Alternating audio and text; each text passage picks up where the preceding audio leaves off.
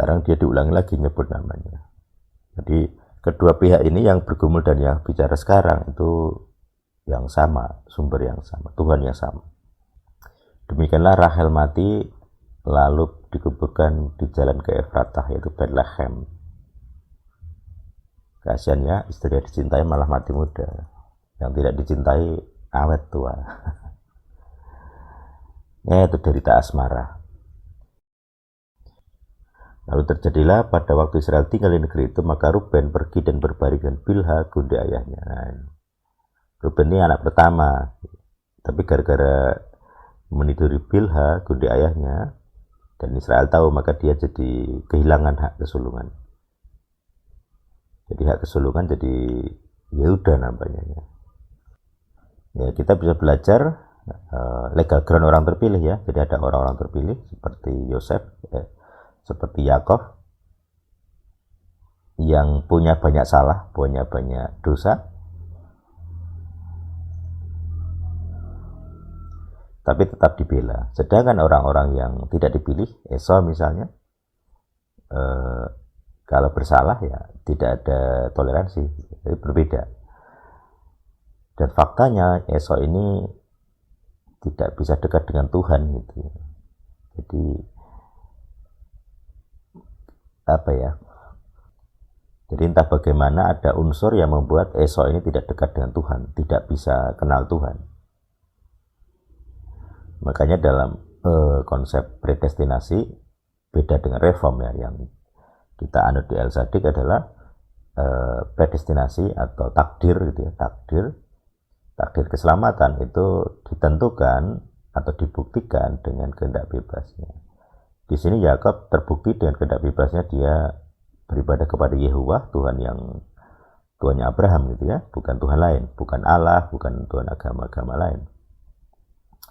Dia menyembah Yehuwah gitu. Nah, terus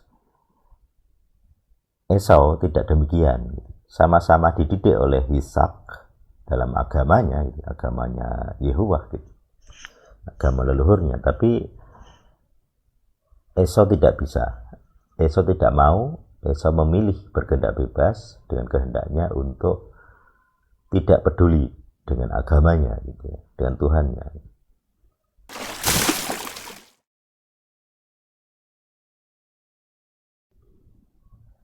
Shalom Aleichem. Kali ini kita akan Translation Diary. Jadi dari Kejadian 35.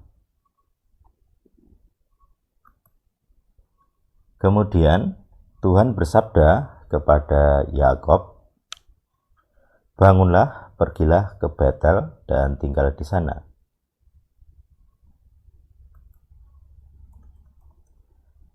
Buatlah di sana sebuah misbah bagi Tuhan yang telah menampakkan diri kepadamu ketika kamu melarikan diri dari hadapan Esau kakakmu."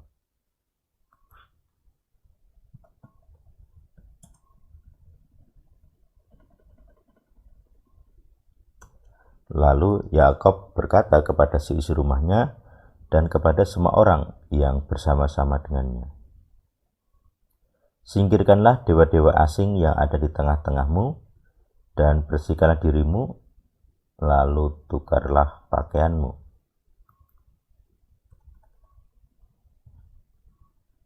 Marilah kita bangkit dan pergi ke Betel, dan di sana aku akan membuat sebuah misbah bagi Tuhan yang menjawab aku pada hari kesesakanku dan yang menyertai aku di jalan yang telah kutempuh." Mereka menyerahkan kepada Yakub segala dewa asing yang ada di tangan mereka dan anting-anting yang ada di telinga mereka. Lalu Yakub menanamnya di bawah pohon terbantim yang ada di dekat Sikem. Kemudian mereka berangkat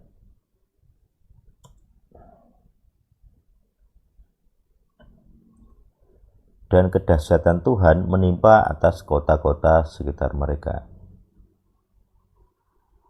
Nah, ini karena Sikem tadi ya. Jadi ada perlindungan khusus dari Tuhan.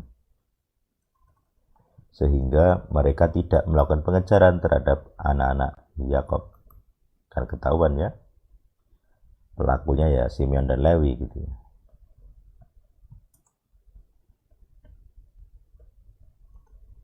Yakob tiba di Luz. Di sana dia mendirikan sebuah misbah dan dia menyebut tempat itu Betel, karena di sana Tuhan telah menyatakan diri kepadanya ketika dia melarikan diri dari kakaknya.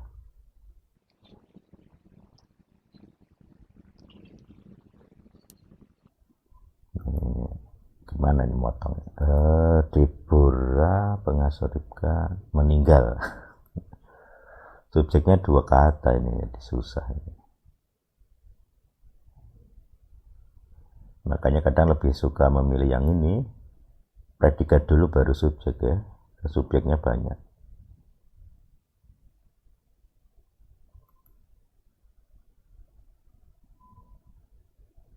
Deborah pengasuh Ribka meninggal. Lalu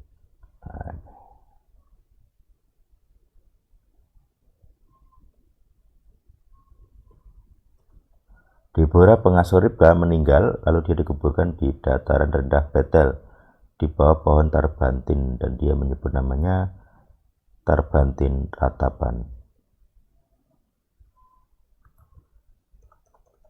Tuhan menampakkan diri lagi kepada Yakob ketika dia keluar dari Padan Aram, dan dia memberkatinya.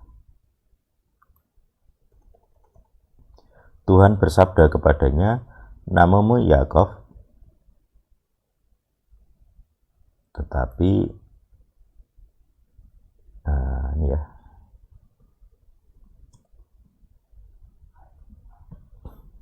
namamu tidak lagi akan disebut Yakob, melainkan Israel, itulah yang akan menjadi namamu. Demikianlah dia menyebut namanya Israel. Itu penggantian nama ya. Jadi diulangi setelah yang sebelumnya dengan malaikat Tuhan itu bergumul ya, dengan sosok Tuhan itu. Sekarang dia diulangi lagi nyebut namanya. Jadi kedua pihak ini yang bergumul dan yang bicara sekarang itu yang sama, sumber yang sama, Tuhan yang sama. Tuhan bersabda kepadanya, akulah Tuhan Maha Kuasa, Al-Sadai mungkin. Beranak cuculah dan bertambah banyaklah, satu bangsa dan sekumpulan bangsa akan terbit darimu, dan raja-raja akan berasal daripadamu.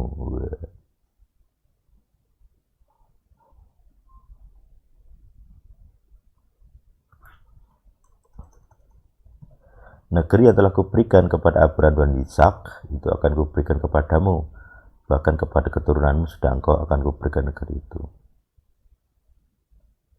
Lalu Tuhan naik dari hadapannya, dia pulang ya, pergi.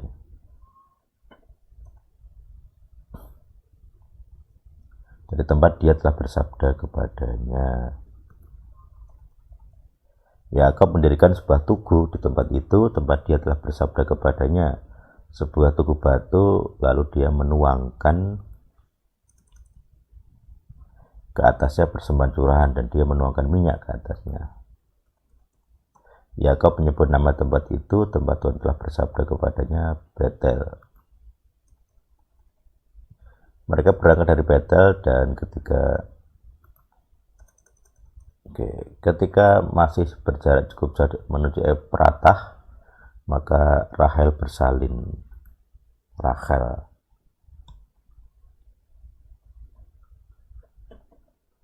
Rachel bersalin, tetapi dia mengalami kesulitan dalam melahirkan. Lalu terjadilah ketika dia mengalami kesulitan saat ia melahirkan, maka yang membidani berkata kepadanya, janganlah takut, karena ini juga adalah anak laki-laki bagimu. Lalu terjadilah ketika jiwanya hampir melayang saat ia mati, dia menyebut namanya Ben-Oni, tetapi ayahnya menyebutnya Binyamin.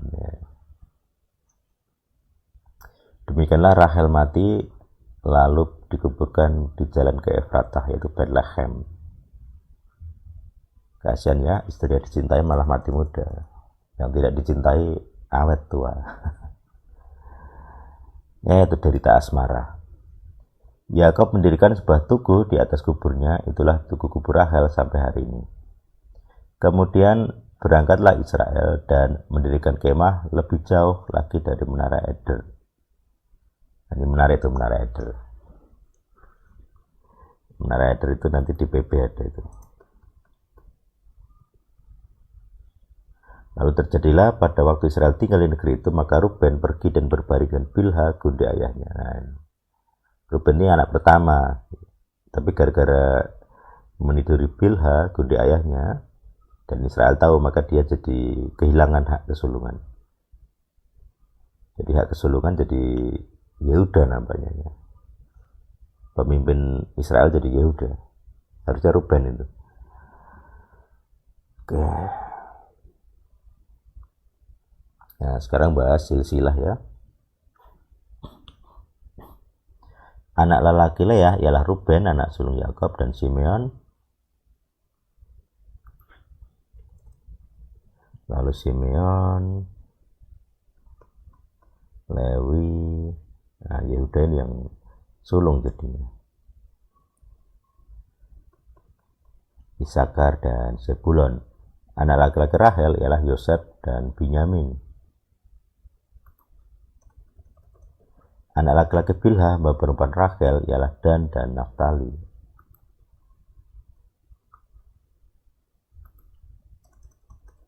Anak laki-laki Silpa, hamba perempuan Leah, ialah Gad dan Aser. Inilah anak-anak lelaki Yakob yang telah dilahirkan baginya di Padan Aram.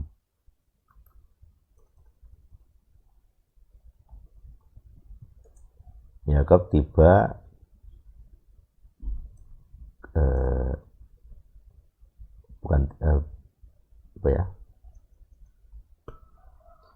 tiba kepada ayahnya.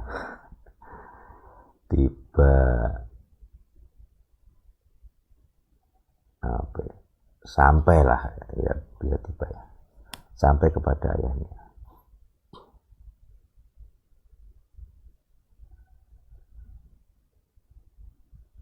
Agak aneh memang strukturnya. Sampai kepada ayahnya, mendatangi ayahnya.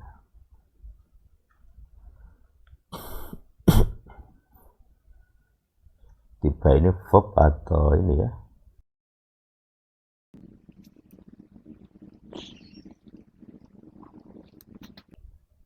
kata turunan ini usah salahnya, bukan verb datang.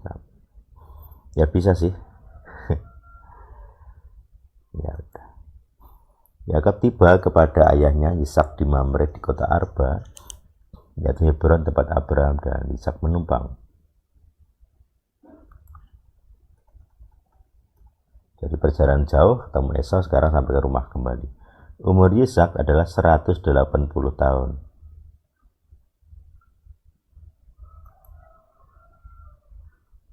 Dan berakhirlah hidup Ishak, lalu dia mati.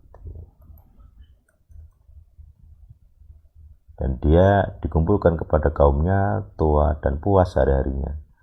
Maka Esau dan Yakob anak-anaknya menguburkannya.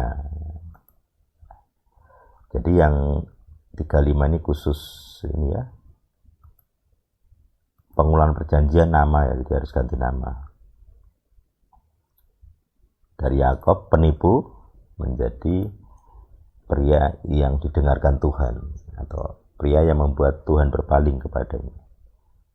Itu luar biasa ya, ada perubahan, ada pertobatan, dan akhirnya dia mengakui Yehuwah itu Tuhannya.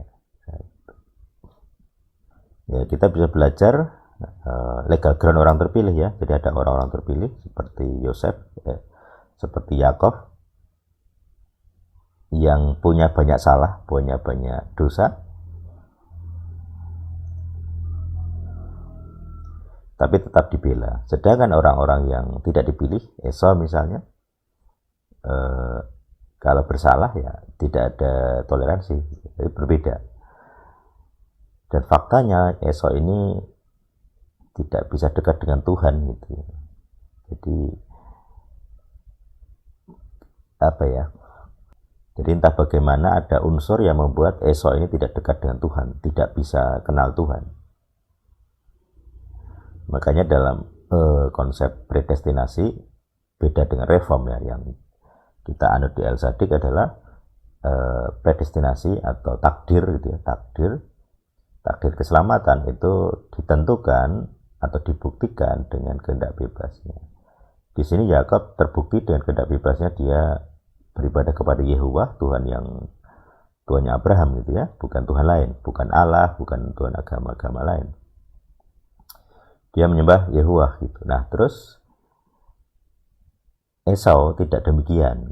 Sama-sama dididik oleh Ishak dalam agamanya, gitu, agamanya Yehovah gitu, agama leluhurnya. Tapi Esau tidak bisa.